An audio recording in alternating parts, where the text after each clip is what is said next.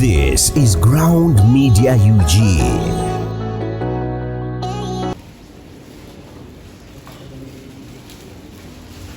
Webale nnyo mukyala Mayanja ne Mwamayanja nga bwe bajja bassebo ne bannyabo Maama Moses Radio mbadde sikulabye bulabi bannange nga tusanyuse nnyo webale oyo mukyala Kasuubo Jen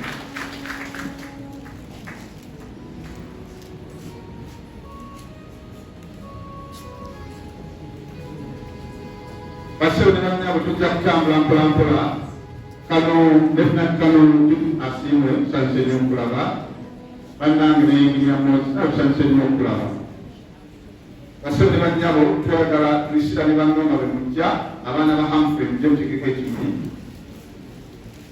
nga bwe bajja nyongera okwaniriza Kanso Andrew Katongole ate mu ngeri y'enjawulo nyaniriza muganda wange era mukulu wange Dr.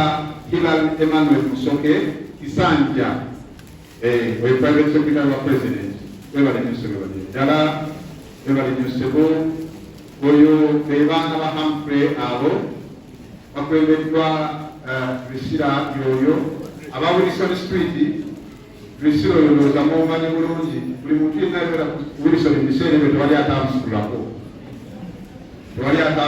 kuba street bwetandika kalawo mpaka kuvive mpaka tekwera kwaluwaka bassebo ne bannyabo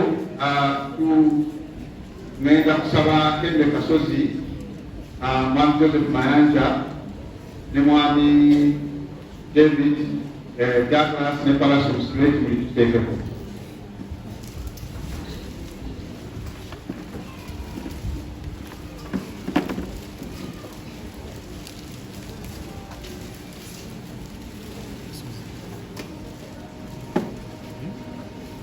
nga beteekateeka okuteekako ekimuli bannange waaba abadde n'ekimuli nja kubasaba nga sikusomye ojja wano mpolampola n'okubaakaama basikigenderedde Josephina n'abakulembedde banne kuliko Douglas Mayanja kuliko Kasozi ko Mwami Mayanja Joseph ne David ne Julian mwebale nnyo mwebale ddala tujja kusaba basenga ne bataata bwe mbaawo ekimuli kyammwe basenga muleke ekimuli kyammwe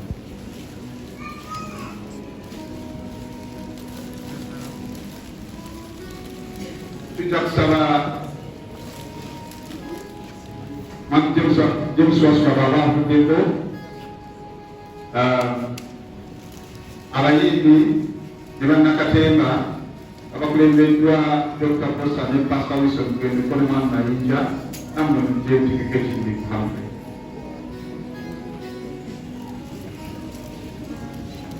alina ekimuli ekyenjawulo famire ya Wilson Street ababadde wano abadde bakula basakututu eyo tusaba aba Wilson Street nammwe musembereeko wano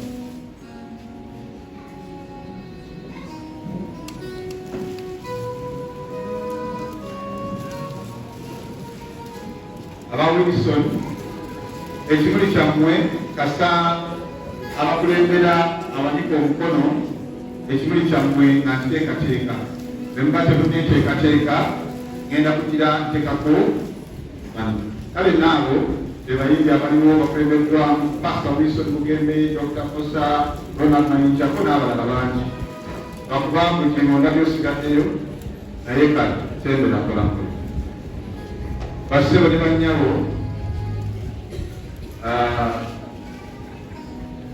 aba Wilson Street bwe mubanga bwe muli mweteeketeeke wabula bwe mbanga temuliiwo katusabe ekimuli waliwo ebimuli ebisaize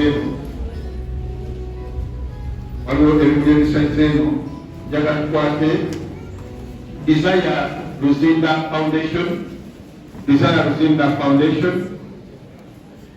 abatikako ekimuli kya Desire Luzinda Foundation okivuyajja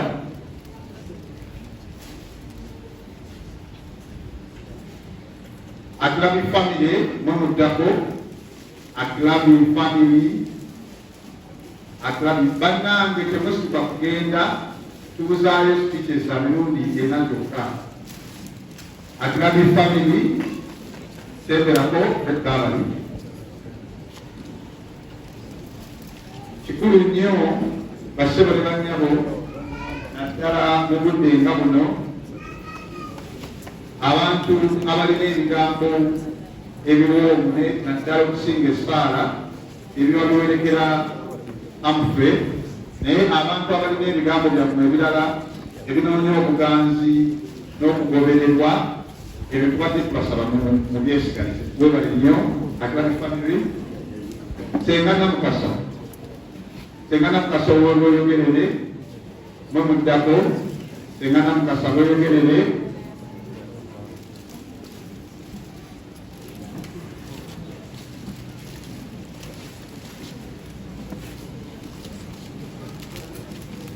Sekinobe Musoke and family.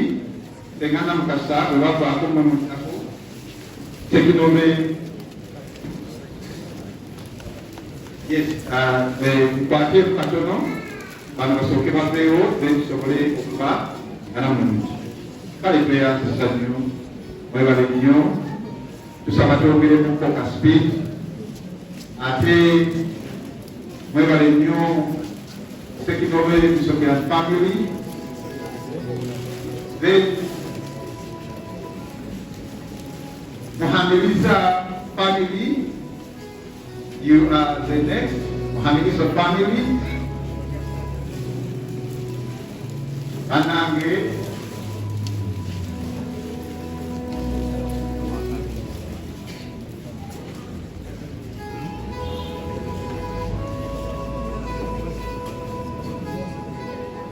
Tulengera abateekayo ekituli kati Muhamiliza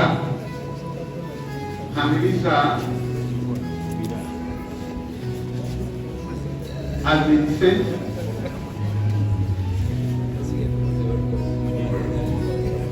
abateekayo ekituli kati Muhamiliza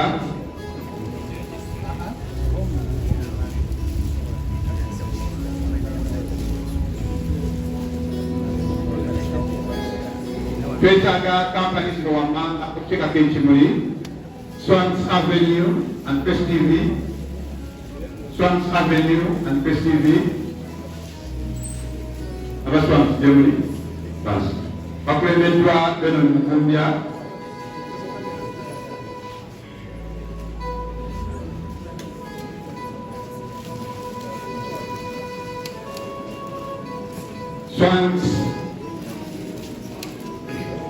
Swans and Press TV. Bakulembeddwa Benon Mukumbya, Bampers, Washington producer,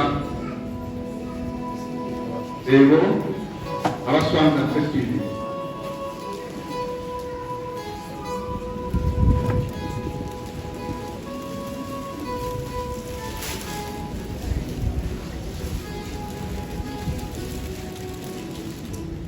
Swans Webayo, Selomba family. Swans Webale nnyo mwebale ddala. Selomba family.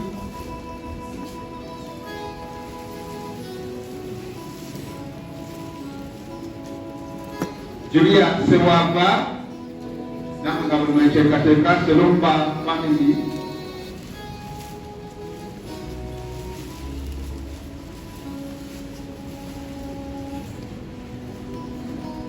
Mwebale nnyo.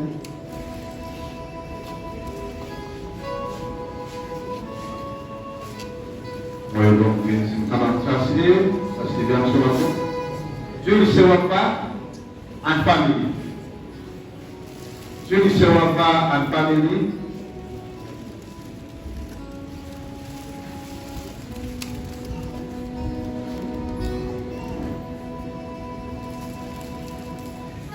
Tugenda kusembayo n'ekimuli kya St. Valley ku ddembe akabondo ka Mugema Safari.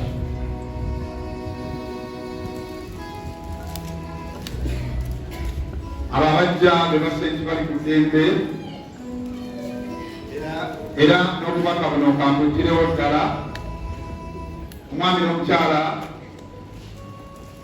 Mayanja abantu abo babakwatisa nnyo olw'okufibwako omwana waabwe era batodde amabugo ga mitwalo 2 era bagenda gawa mwami ne mukyala Mayanja abantu abo abatikako ekimuli.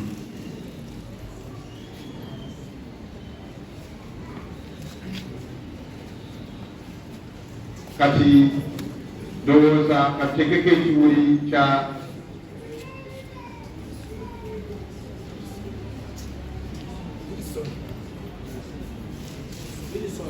ab'omu Wilson, okay, Wilson Street, Wilson family tubadde twabesejja naye bambi olw'okubanki mubadde balako mwebale nnyo mwebalire ddala mutegeke ekimuli tugenda kusembayo n'ekimuli kya Ecclesia. Aronno b'omu Wilson bazzeeko 3 naye kwemanya nti wabweru eyo yonna bano babakiikiridde bangi. Awo Buganda baffe yasinga okwangalira ate bwe yakuŋŋaanyiza emikwano emiyitirivu ekimuli kya Ecclesia wanereeza bagala okusebuliba oyo bwe mulaba takoma 10 ku Ssabamisa wano naye ate abeera nnyo naffe naddala ku famire ya Muzeeyi Mayanja era mwami Mayanja olunaku lwaluze lwatuba yagamba nti nze faada lukujaani bananga batakuteesimu basikumbirako mu ngalo.